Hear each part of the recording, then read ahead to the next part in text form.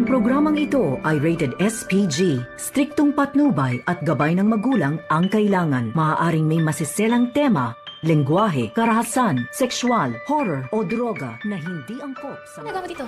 Dadalawin ko lang sana si Lolo. Wala naman si ano dyan, diba? Si... Narito na nga ang ating pagkabangan ngayong Sabado sa abot kamay na pangarap.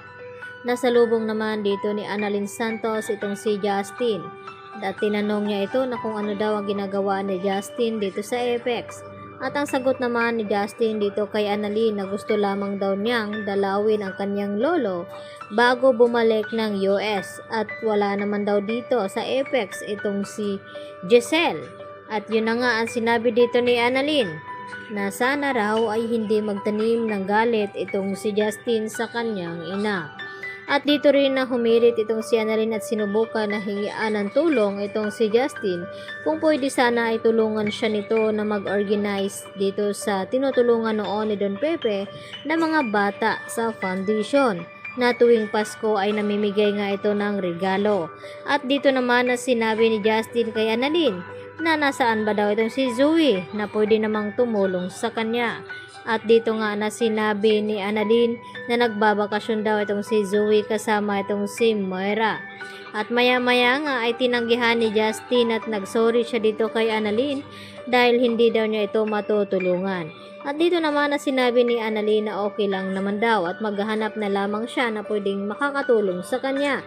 At dito nga na nagkita itong si Annalyn at itong si Giselle at RJ at dito niya na sinangguni ang mga balak niyang gawin doon sa ginawa nga ng kanyang lolo Pepe na naggagawa pala ito ng mga pamimigay ng regalo nung ito hindi pa na-aksidente. At ngayon nga ay nasa critical pa na sitwasyon itong si Don Pepe ay ito munang si Annalyn ang gagawa na dating ginagawa ni Don Pepe. At dito naman nasisiyahan itong si RJ at Giselle at gustong tumulong ni Giselle kay Annalyn nang sa ganun ay malibang daw siya at hindi maipokus ang kanyang sarili dito sa kanyang anak na si Justin na hindi naman daw nagpapakita.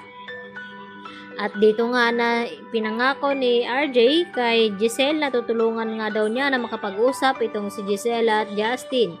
Subalit tila mahuhuli na nga ang lahat dahil nabalitaan nga ni Giselle na babalik na nga sa US itong si Justin. At dito rin nahuli niyang dinalaw ang kanyang lolo Pepe at laking gulat ni Justin nang makausap niya itong si Don Pepe na may nahon ay nagpaalam ito.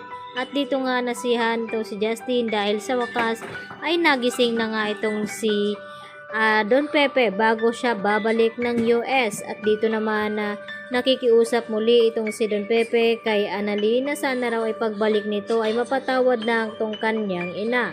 Hindi naman maipangako ito ni Annalyn dahil yun nga ang sabi niya na hindi pa daw siya handa na patawarin ng kanyang ina. At dito naman na nakikinig sa usapan nila itong ama ni Justin na si Eric. Samantala dito sa ginawang pamimigay ng regalo ni Annalyn ay hindi inasahan na dadalo pala itong si Justin. Kaya ito ay humanap ng pagkakataon itong si Annalyn na tawagan itong kanyang tita Giselle upang ipaalam na hindi pa huli ang lahat na magkausap silang dalawa dahil nandun nga sa event at venue itong si Justin at minamadali nga ni Giselle na puntahan doon nang sa ganon ay makapagpaalam itong si Giselle sa kanyang anak. At yan nga ang ating pakatutukan kung maaabutan pa ba ni Giselle itong kanyang anak dahil mapapansin ni Justin na tila may tinatawagan nga itong si Annalyn. Samantala, tuwang-tuwa naman itong si Lynette na nakakita ng Christmas decor dito sa bahay ni Carlos at sinorpresa naman siya nito. At dito nagpapasalamat ng husto itong si Lynette kay Carlos Benete sa mga sorpresang ibinigay niya dito kay Lynette. Kaya naman ang ating pagkaabangan mamaya kung magkakausap pa ba itong si Justin at itong si Giselle. Yan lang po at maraming salamat.